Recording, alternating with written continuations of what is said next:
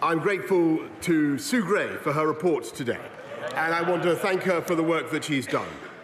I also thank the Metropolitan Police for completing their investigation, and I want to begin today by renewing my apology to the House, to the whole country, for the short lunchtime gathering on the 19th of June 2020 in the Cabinet Room, during which I stood at my place at the Cabinet table and for which I received a fixed penalty notice. And I also want to say, Mr. Speaker, above all, that I take full responsibility for everything that took place on my watch. Sue Gray's report has emphasised that it is up to the political leadership in Number 10 to take ultimate responsibility, and of course I do. But since these investigations have now come to an end, this is my first opportunity to set out some of the context and to explain both my understanding of what happened and also to explain what I have previously said to this House. And it's important to set out that over a period of about 600 days, gatherings on a total of 8 dates have been found to be in breach of the regulations in a building that is 5,300 metres square across 5 floors, excluding the flats. Mr. Speaker, I do think it is important because this is the first time I've had a chance I've had to set out the context.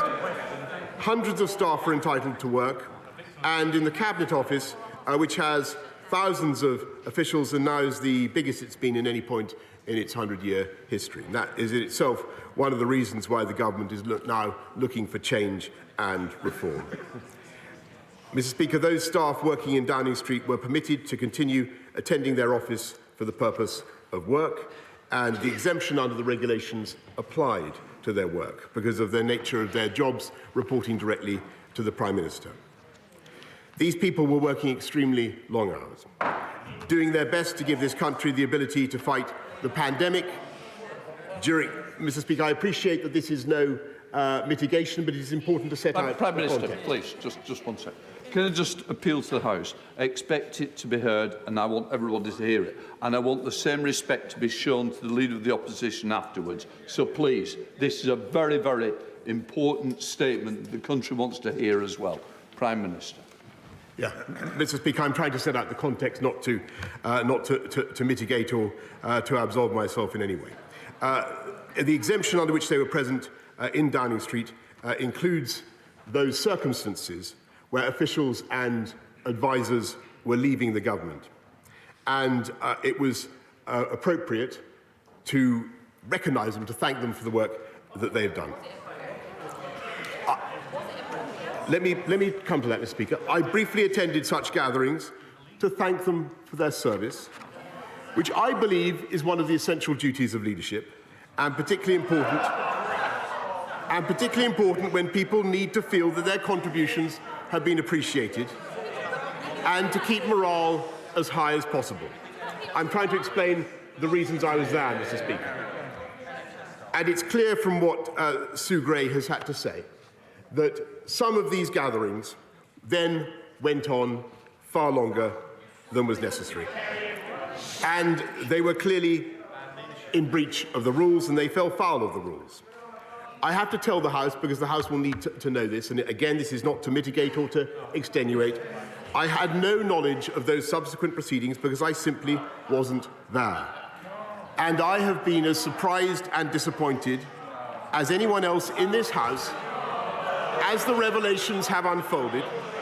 And frankly, Mr. Speaker, I have been appalled by some of the behaviour, particularly in the treatment of the security and the cleaning staff. And I would like to apologise to those members of staff. And I expect anyone who behaved in that way to apologise to them as well. And I'm happy to set on the record now that when I came to this House and said in all sincerity that the rules and guidance had been followed at all times, it was what I believed to be true. It was certainly the case when I was present at gatherings to wish staff farewell, and the House will note that my attendance at these moments, brief as it was has not been found to be outside the rules. But clearly this was not the case for some of those gatherings after I had left and at other gatherings when I was not even in the building. So I would like to correct the record, to take this opportunity, not in any sense to absolve myself of responsibility, which I take and have always taken, but simply to explain why I spoke as I did in this House. Mr. Speaker, in response to her interim report, Sue Gray acknowledges that very significant changes have already been enacted. She writes, and I quote, "I am pleased that progress is being made in addressing the issues I raised." And she adds, "Since my update, there have been changes to the organisation and management of Downing Street and the Cabinet Office with the aim of creating clearer lines of leadership and accountability, and now these need the chance and time to bed in." Number 10 now has its own permanent secretary charged with applying the highest standards of governance. There are now easier ways for staff to voice any worries, and Sue Gray welcomes that, and I quote, "Steps have since been taken to introduce more easily accessible means by which to raise concerns electronically, in person or online, including directly with the permanent secretary." The entire senior management has changed. There is a new chief of staff, an elected member of this House, who also commands the status of a cabinet minister. There is a new director of communications, a new principal private secretary, and another of other key appointments in my office. I am confident with the changes and new structures that are now in place, that we are humbled by the experience, and we have learned our lesson.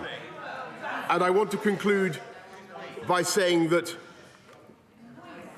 Mr. Speaker, I am humbled and I have learned a lesson, Mr. Speaker. And I want to conclude by saying that whatever the failings of we'll come to that. And whatever the failings of Number 10 and the Cabinet Office throughout this very difficult period, for which I take full responsibility, I continue to believe that the civil servants and advisers in question, hundreds of them, thousands of them, some of whom, Mr. Speaker, are the very people who've received fines, are good, hard-working people, motivated by the highest calling to do the very best for our country. And I will always be proud of what they achieved, including procuring essential life-saving PPE, creating the biggest testing program in Europe, and helping to enable the development and distribution of the vaccine which got this country through the worst pandemic of a century. And now, Mr. Speaker, we must get our country through the aftershocks of COVID with every ounce of ingenuity and compassion and hard work. So I hope that today, as well as learning the lessons from Sue Gray's report, which I'm glad I commissioned, and I repeat I'm grateful to her. And I hope very much that now that she has reported, we will be able to move on and focus on the priorities of the British people, standing firm against Russian aggression, easing the hardship caused by the rising costs that people are facing, fulfilling our pledges to generate a high-wage, high-skill, high-employment economy that will unite and level up across the whole of our United Kingdom. That is my mission, that is our mission, that is the mission of the whole of the government, and we will work day and night to deliver it, and I commend this statement to the House.